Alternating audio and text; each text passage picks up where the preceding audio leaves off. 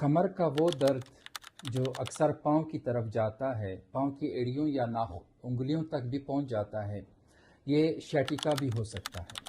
شیٹیکا جس کو عام زبان میں ہم رگ نصاب بولتے ہیں۔ شیٹیکا کی وجوہات عمر کے کسی بھی حصے میں یہ ہو سکتا ہے۔ اولڈ ایج میں، زیادہ عمر میں یہ کامن ہوتا ہے۔ ہڈیوں کی کمزوریوں کی وجہ سے یا زیادہ کام کرنے کی وجہ سے ہڈیاں ٹیڑھی ہو جاتی ہے، گھس جاتی ہے۔ جوانی میں زیادہ وزن اٹھانے کی وجہ سے، مختلف ورزش کرنے کی وجہ سے، ایکسرسائزز کی وجہ سے یہ ہو سکتا ہے۔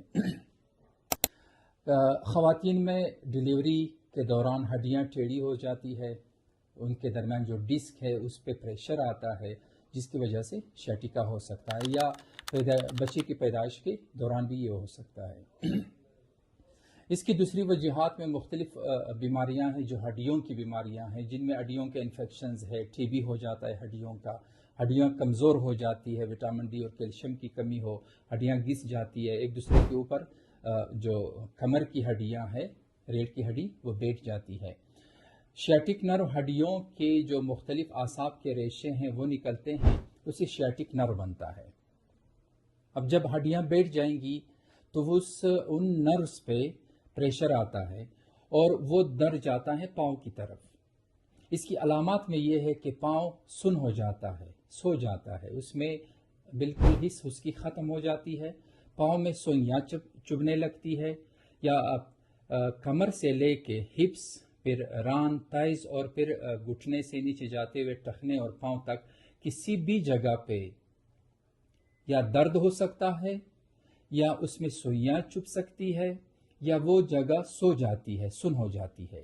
یہ تمام علامات شیٹیکا کی وجہ سے ہوتی ہے۔ شیٹیکا کا علاج آسان ہے۔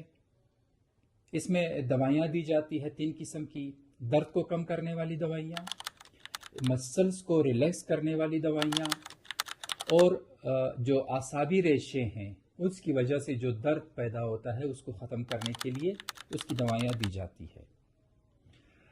دوائیوں کے ساتھ مریض کو مختلف ایکسرسائزز سکھائے جاتے ہیں، جس میں ہیمسٹرنگ مسلز کے ایکسرسائزز ہیں، پیریفارمس مسلز کے ہیں، اور اس میں جو چیسٹ اور نی کی اسٹریچنگ ہے وہ مریض کو سکھائی جاتی ہے، جس سے ہڈیوں پہ جو دباؤ ہے اس میں کمی آ جاتی ہے اور مریض ایک آرام دہ زندگی بسر کرنا شروع کر دیتا ہے۔